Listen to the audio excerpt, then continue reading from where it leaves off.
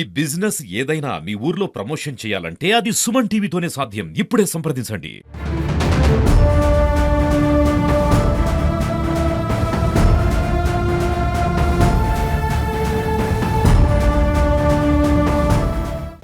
రూపాయల కూలి చేసుకుంటే బతికిరు సార్ ఆ కంపెనీలో. అలా భార్య అప్పు చూడు సార్, సిరివంతం చేసుకునే రోజు ఇవ్వాలి. సీట్లు పంచుకుని వాళ్ళిద్దరు భార్య భర్తలు అట్లా పెట్టుకునే టైం ఇది. ఎట్లా పోయిండు చూడు సార్, ఎంత ఎత్తున పోయిండు. సాధితోడు పోయినాక ఇంకెందుకు సార్, 25 ఏళ్ళ కొడుకుని చేసుకొని చంపుకుంటే ఏం కంపెనీ సార్ ఆ కంపెనీ పాడుగాను. మాకేంది సార్ ఈ గతి, మా పిల్లలు ఎట్లా బతకాలి సార్, మేము ఏమిటికి తాగాలి. మమ్మల్ని సాధిస్తారనుకుంటే మమ్మల్ని సాధిస్తారని అనుకుంటే ఇవాళ మేమేళ్ళ భవిష్యత్తు చూడవచ్చా సార్. మా భవిష్యత్తు ఎవరు చూస్తాడు సార్, మేము ఎట్లా బతకాలి. ముక్క లేదు, ముక్క దొరకలేదు, శవం దొరకలేదు సార్. ఇవాళ ఎవడొస్తుండు సార్, ఏ ఎమ్మెల్యే వస్తుండు సార్, ఈ ఊరికి ఎవడొస్తుండు, కార్యకర్త ఎవడుండు సార్ ఈ ఊరికి, ఏ సర్పంచ్ ఉండు, ఏ ముఖ్యమంత్రి ఉండు, మా ఊరికి ఎవడొస్తుండు, ఎవరు న్యాయం చేసలేడు సార్. మాకు ఏం లేదు, చచ్చిపోయిన వాళ్ళకు ఇలా ముగ్గురికి 6 కోట్లు ఇవ్వాలి. ఈయనకు 3, ఈయనకు 2, ఈయనకు 2, 6 కోట్లు ఇస్తేనే అంతవరకు దాకా కంపెనీ మూతపడాలి సార్. వాళ్ళనే బతకాలి.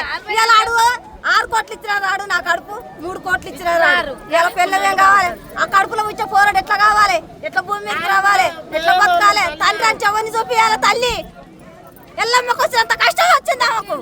ఇలా ఎట్లా బతకాలి, బండ మీద సిద్ధేవిని వరిస్తుండ్రు పిల్లలు ఉన్నాగానే. ఇలా భర్త చచ్చినాక భార్య ఎట్లా బతకాలి సారు, నీకు ఆడ చూస్తుంటే నిందలు మోస్తుర్రు. ఆ భార్య ఎట్లా బతకాలి. మాకు వద్దు సార్, మాకు కోట్లు ఇచ్చినా చాలే, మాకు కంపెనీ వద్దు, వద్దు కంపెనీ. ఇంతవరకు నాకు కళ్ళం కనిపించలేదు.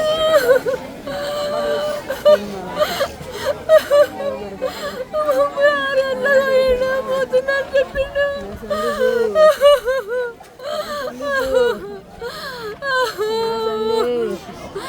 5 గంటలకు బాంబు వెళ్ళిన సౌండ్ వచ్చింది.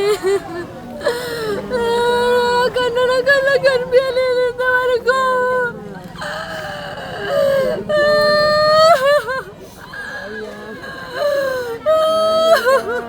ఎక్స్ప్లోజివ్ కంపెనీలో భారీ పేలుడు సంభవించింది. ఈ పేలుడు ఏ రకంగా ఉందంటే, ఇండియా పాకిస్తాన్కు యుద్ధం అయితే అందులో వినియోగించే బాంబులంతా పేలుడు అంత కెపాసిటీ తోటి వేలింది. ఇంకా కొంచెం దూరం అయితే ఆర్డిఎక్స్ ఉంది. ఆ ఆర్డిఎక్స్ కానీ వేలితే ఇక్కడ ఉన్నటువంటి 10 ఊర్లు ఎక్కడో అక్కడ మాడి మష అయిపోయే పరిస్థితి ఉంది. నిజంగా ఇక్కడ ఉన్నటువంటి ఈ కంపెనీ అసలు 12 కిలోమీటర్ల అవతల అడవులలో ఉండాల్సిన కంపెనీని ప్రజల మధ్యలోకి తెచ్చి ప్రజల ప్రాణాలతోటి చెలగాటమాడుతున్నటువంటి ఈ ప్రభుత్వాలు కన్ను తెరవాలి. ప్రధానంగా మా యొక్క ప్రధానమైన డిమాండ్ ఏంటంటే, ఈ ప్రజలలో ఉన్నటువంటి ఈ ఎక్స్ప్లోజివ్ కంపెనీ కానీ, ఇప్పుడు కడుతున్నటువంటి ఎంఆర్ఎఫ్ టైర్ కంపెనీలు కానీ ఈ ప్రజల నుంచి దూరంగా ఉంచి ప్రజల ప్రాణాలను రక్షించే చర్యలను తీసుకోవాలి. ఈ కంపెనీలను ఇక్కడ నుంచి తీసేయాలి. అలాగే మృతి చెందినటువంటి ఈ కుటుంబాలకు 2 కోట్లు ఎక్స్గ్రేషియా ఖచ్చితంగా చెల్లించాలి. అలాగే ఈ యాజమాన్యం పైన వీళ్ళ పైన కేసు నమోదు చేసి ఈ కంపెనీని మూసేయాలి. అవసరమైతే క్షతగాత్రులకు ₹1 కోటి డిమాండ్ చేస్తా ఉన్నాం. ₹1 కోటి ఇచ్చి వాళ్ళ కుటుంబాలను ఆదుకోవాలి. ఇవాళ చూడండి, ఇవాళ చనిపోయిన వ్యక్తి శ్రీమంతం జరిపించాలి. తన చేతితోటి స్వీట్లను పండ్లను ఆ యొక్క అమ్మాయికి నోట్లో పెట్టాల్సింది. ఇవాళ ఆయన పోయి బొందల గడ్డల నుండి ఆమె వచ్చి చెట్టు కింద అఘోరిస్తుంది.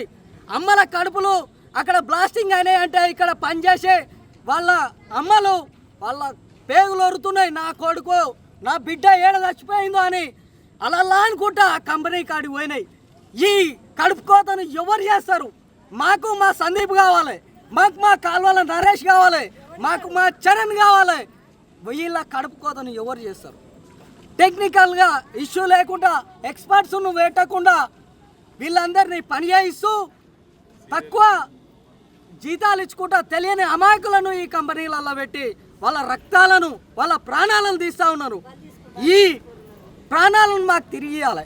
ఇది మా ప్రధానమైన డిమాండ్. ఈ ప్రజలకు దగ్గరలో ఉన్న ఈ కంపెనీలను ఖచ్చితంగా తక్షణమే మూసేయాలి, తరలించాలని ప్రధానమైన ఈ ప్రజాభిప్రాయం